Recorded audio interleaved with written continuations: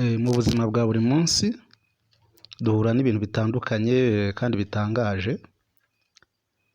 Mu byo tutakwirengagiza harimo inzozi. Mu nzozi niho usanga umuntu yabaye umukire cyangwa umukene, ababaye cyangwa yishimye, mbese bikaba bitoroshye. Harimo guhura n'abantu bakomeye, gusanga bazamutse mu ntera cyangwa imibereho yawe yahindutse mu kanya nk'ako guhumbya. Ese wari warota ukora imibonano mpuzabitsina? Uyu munsi nifuje kugusangiza ibyo nasomye muri kimwe mu binyamakuru cyatugejejeho ubusobanuro bw'inzozi umuntu arota asambana. Ibi nabyo bikaba ari ibyavuzwe n'uwitwa Weinberg.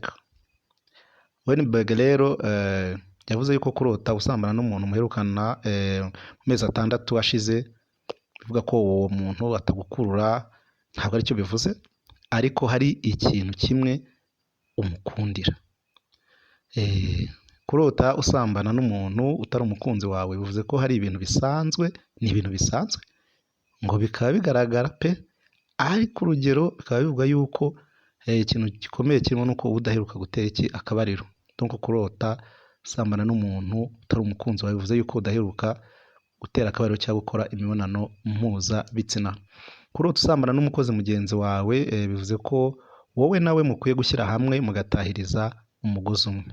Nkwibutse ko ibyo ari ibyavuzwe na Weinberg.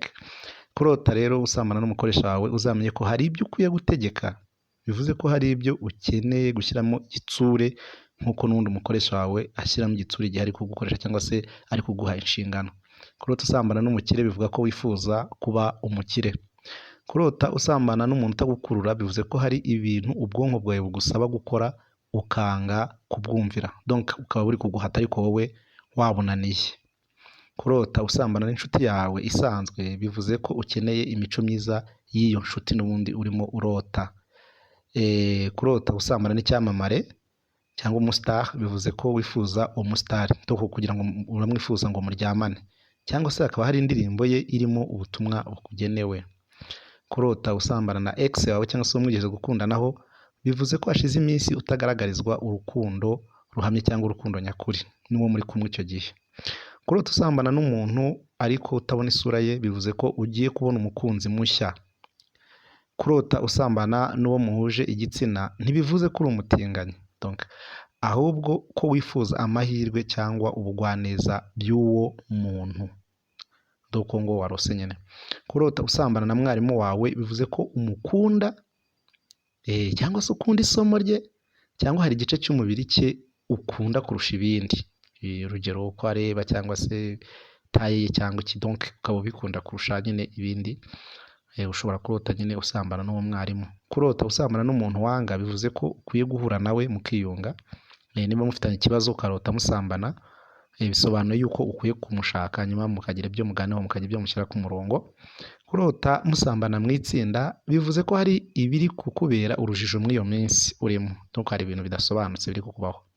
Kurota usambanira mu ruhame bivuze ko ukunda kuganira n'abo bantu, yaba ku kazi cyangwa muri stade cyangwa bivuze ko abo bantu muri urwo ruhame nyine ukunda kuganira nabo no kubisanzuraho. Kurota usambanira ahantu wakundaga kurara ukiri umwana bivuze ko hari aho uri kugera ukitwara nk'iki nk'umwana, donc ugakora bya bikorwa bya kera wakoraga ukiri akana gatoya. Kurota ushaka gukora imibonano mpuzabitsina bivuze ko hari ibyo urimo gukora bizarangira neza. Donc kuba urota uri gukora imibonano mpuzabitsina ntabwo ari ikintu gikomeye cyane se kirenze, ntabwo ari ishyano ryaguye kuko izo ni inzozi, ahubwo bivuze yuko hari ikintu urimo gukora kizarangiza neza cyangwa se kizarangira neza cyangwa se bizatanga umusaruro wifuza bitewe n'uko uri guperforminga. Ibyo ni bimwe rero mu byo nagukusanyije ku bijyanye n'inzozi umuntu arota arimo gusambana cyangwa gukora imibonano mpuzabitsina. Abenshi barabirota nyine bakumva igikuba cyacitse, ariko uyu mugabo Weinberg yagerageje kudukusanyiriza ibisobanuro by'inzozi igihe umuntu arose ari gukora imibonano mpuzabitsina. Rero wakumva iyi audio hanyuma ukayisharinga kugira ngo abantu bamwe babisobanukirwe, batazajya mu bapfumu guhanuza cyangwa se hehe ngo byakacitse byayobye, kandi ari ibintu bishobora kubaho nk'uko inzozi akenshi zigaruka ku bintu tugabwe tubamo mu buzima bwa buri munsi. Ushobora rero kuzumva ukagira ngo byayobye kandi ari ibintu bishobora kubaho mu buzima bwa buri munsi. Ndagushimiye. Mu buzima bwa buri munsi duhura n'ibintu bitandukanye kandi bitangaje. Mu byo utakwirengagiza harimo inzozi. Mu nzozi niho usanga umuntu yabaye umukire cyangwa umukene, ababaye cyangwa yishimye, mbese bikaba bitoroshye. Harimo guhura n'abantu bakomeye, gusanga bazamutse mu ntera cyangwa imibereho yawe yahindutse mu kanya nk'ako guhumbya.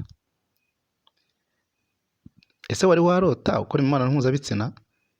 Uyu munsi nifuje kugusangiza ibyo nasomye muri kimwe mu binyamakuru cyatugejejeho ubusobanuro bw'inzozi umuntu arota asambana.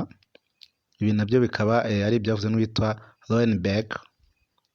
Lowenberg rero yavuze yuko kurota usambana n'umuntu muherukana mu mezi 6 ashize bivuga ko uwo muntu atagukurura, ntabwo aricyo bivuze, ariko hari ikintu kimwe umukundira.